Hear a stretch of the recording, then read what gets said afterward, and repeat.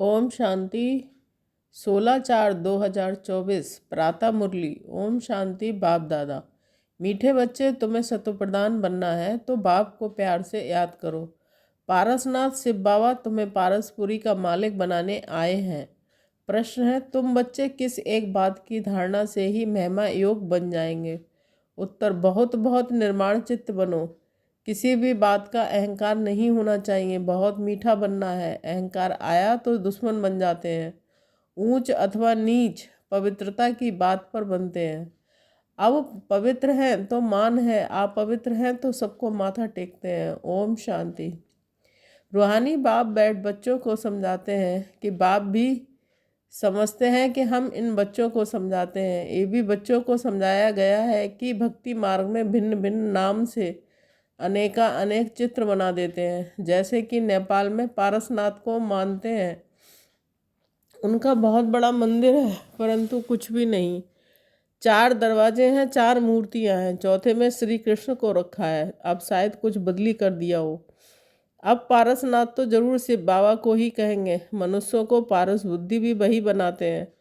तो पहले पहले उनको ये समझाना है, ऊंचते ऊंच है भगवान, पीछे है सारी दुनिया। सूक्ष्म वतन की सृष्टि तो है नहीं, पीछे होते हैं लक्ष्मी नारायण व विष्णु। वास्तव में विष्णु का मंदिर भी रॉन्ग है।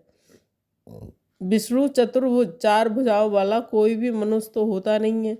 बाप समझाते हैं कि लक्ष्मी नारायण है, इनको इकट्ठा विष्णु के रूप में दिखाया है। लक्ष्मी नारायण तो दोनों अलग अलग हैं।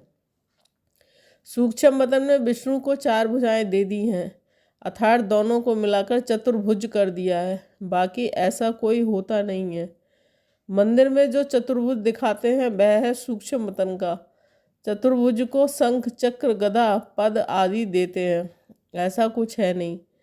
चक्र भी तुम बच्चों को है। नेपाल में विष्णु का बड़ा चित्र क्षीर सागर में दिखाते हैं। पूजा के दिनों में थोड़ा दूर डाल देते हैं। बाप एक एक बात अच्छी तरह समझाते हैं। ऐसे कोई भी विष्णु का अर्थ समझा ना सके, जानते ही नहीं है।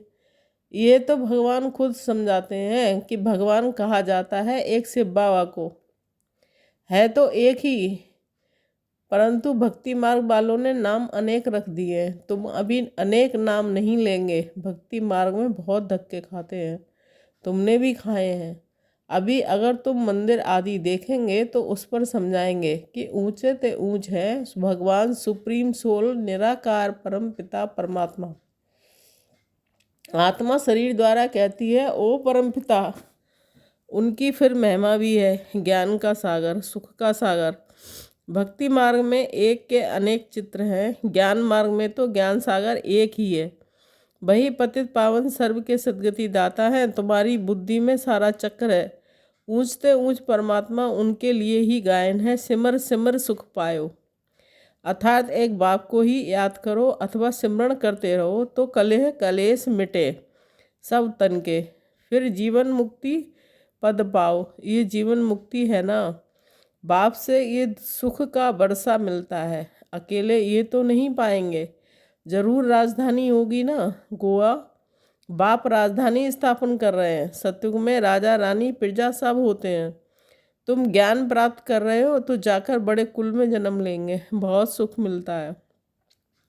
जब वह स्थापना हो जाती है तो छीछी आत्माएं सजाएं खाकर वापस चली जाती हैं, अपने अपने सेक्शन में जाकर ठहरेंगी। इतनी सब आत्माएं आएंगी फिर वृद्धि को पाती रहेंगी। ये बुद्धि में रहना चाहिए कि ऊपर से कैसे आते हैं। ऐसे तो नहीं कि 2 पत्ते बदले 10 पत्ते इकट्ठे आना चाहिए, नहीं, कायदे से पत्ते निकलते हैं। ये बहुत बड़ा झाड़ है, दिखाते हैं एक दिन में लाखों की वृद्धि हो जाती है। पहले समझाना है ऊंचे ते ऊंच है भगवान, पतित पावन, दुख हरता सुख करता भी वही है। जो भी पाठधारी दुखी होते हैं उन सबको आकर दुख सुख देते हैं। दुख देने वाला है रावण। मनुष्यों को ये मालूम ही नहीं है कि बाप आए हैं। जो आकर समझे, बहुत तो समझते समझते फिर थरक जाते हैं, बाहर निकल जाते हैं। जैसे स्नान करते करते पाँव फिसल जाता है तो पानी अंदर घुस जाता है।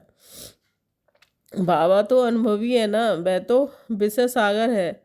बाबा तुमको क्षीर सागर की तरफ ले जाते हैं, परंतु माया रूपी ग्रह अच्छे अच्छे महारथियों को भी हप कर लेती है। जीते जी बाप की गोद से मरकर रावण की गोद में चले जाते हैं, अर्थात मर पड़ते हैं। तुम बच्चों की बुद्धि में है कि ऊंचे ते ऊंचे बाप फिर रचना रचते हैं। हिस्ट्री ज्योग्राफी सूक्ष्म मतन की तो है नहीं, भल तुम सूक्ष्म मतन में जाते हो, साक्षात्कार करते हो, वहाँ चतुर्भुज देखते हो।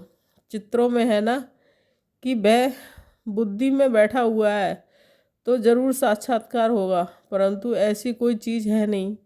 ये भक्ति मार्ग के चित्र हैं। अभी तक भक्ति मार्ग चल रहा है, भक्ति मार्ग पूरा होगा तो फिर ये चित्र रहेंगे नहीं। स्वर्ग में ये बातें भूल जाएंगी। अब बुद्धि में है कि ये लक्ष्मी नारायण के दो रूप हैं, चतुर्भुज के। लक्ष्मी नारायण की पूजा सो चतुर्भुज की पूजा।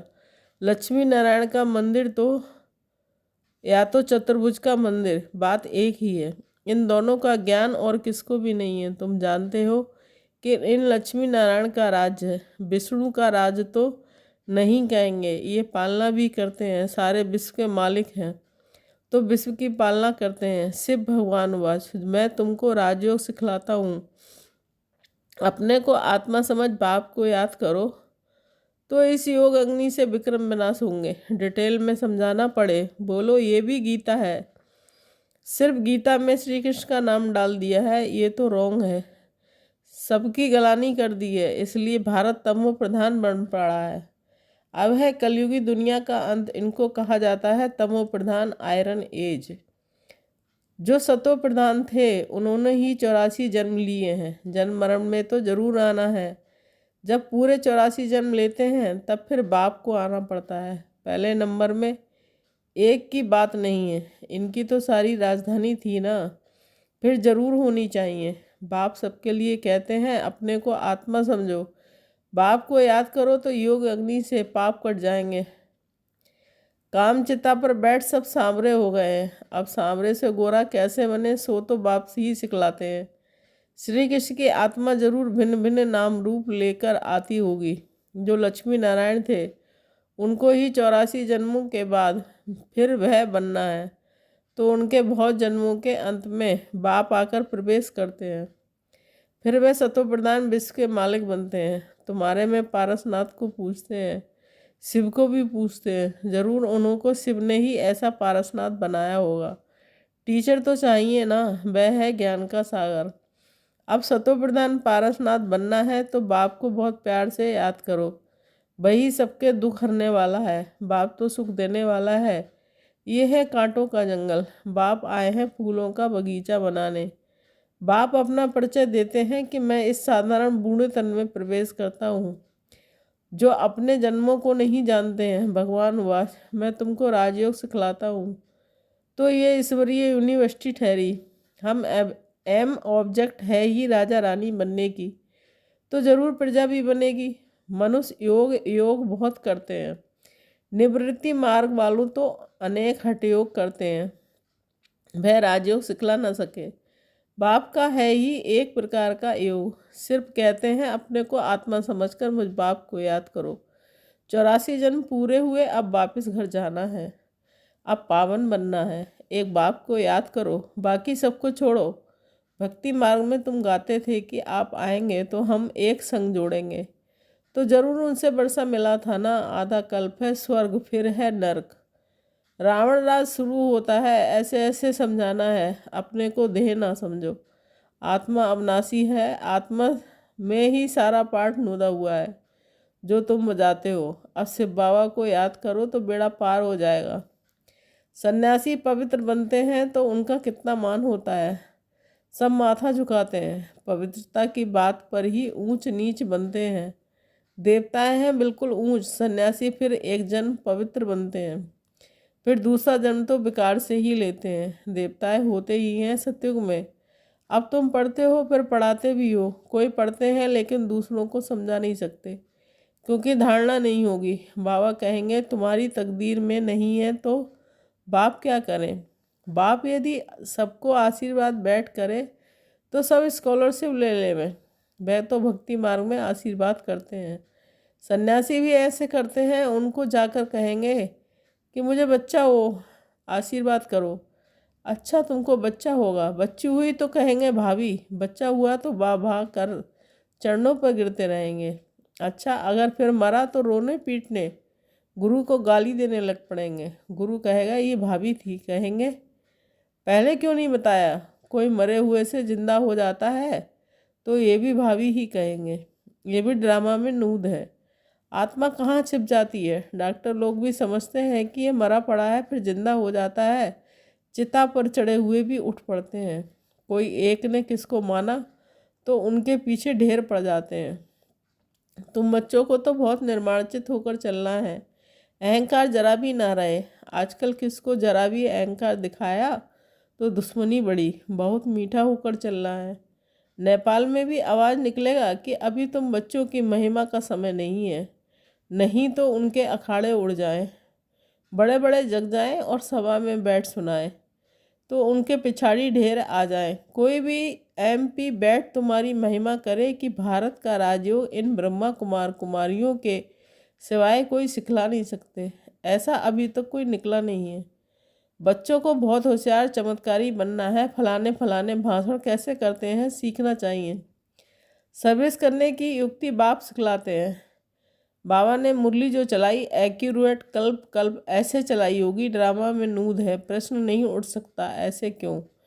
ड्रामा के अनुसार जो समझाना था वह समझाया, समझाता रहता हूँ। बाकी लोग तो अथाह प्रश्न करेंगे। बोलो पहले मन मना भव हो जाओ। बाप को जानने से तुम सब कुछ जान जाएंगे। अच्छा मीठे मीठे सिकीले बच्चों के प्रति माता पिता बाप दादा का याद प्यार गुड मॉर्निंग। रूहानी बाप की रूहानी बच्चों को नमस्ते। हम रूहानी बच्चों की रूहानी माता पिता बाप दादा को याद प्यार गुड मॉर्निंग, नमस्ते नमस्ते, शुक्रिया बाबा, शुक्रिया, थैंक यू बाबा। धारणा के लिए मुख्य सार 1 पॉइंट। सर्विस की युक्ति सीख कर बहुत बहुत होशियार और चमत्कारी बनना है। धारणा कर फिर दूसरों को करानी है। पढ़ाई से अपनी तकदीर आप ही बनानी है। 2 पॉइंट। किसी भी बात में जरा भी अहंकार नहीं दिखाना है। बहुत बहुत मीठा और निर्माणचित बनना है। माया रूपी ग्रह से अपनी संभाल करनी है। वरदान बीती को श्रेष्ठ विधि से बीती कर यादगार स्वरूप बनाने वाले पास विद ऑनर भव। पास्ट इज पास्ट तो होना ही है। समय और दृश्य सब पास हो जाएंगे, लेकिन पास विद ऑनर बनकर हर संकल्प पर समय को पास करो। अर्थात बीतों को ऐसी श्रेष्ठ विधि से बीती करो जो बीती को स्मृति में लाते ही वाह वाह के बोल दिल से निकले। अन्य आत्माएं आपकी बीती हुई स्टोरी से पाठ पढ़ें, आपकी बीती यादगार स्वरूप बन जाए तो कीर्तन अर्थात कीर्ति गाते रहेंगे। स्लोगन स्वयं कल्याण का श्रेष्ठ प्लान बनाओ, तब विश्व सेवा में साकाश मिलेगा। ओम शांति।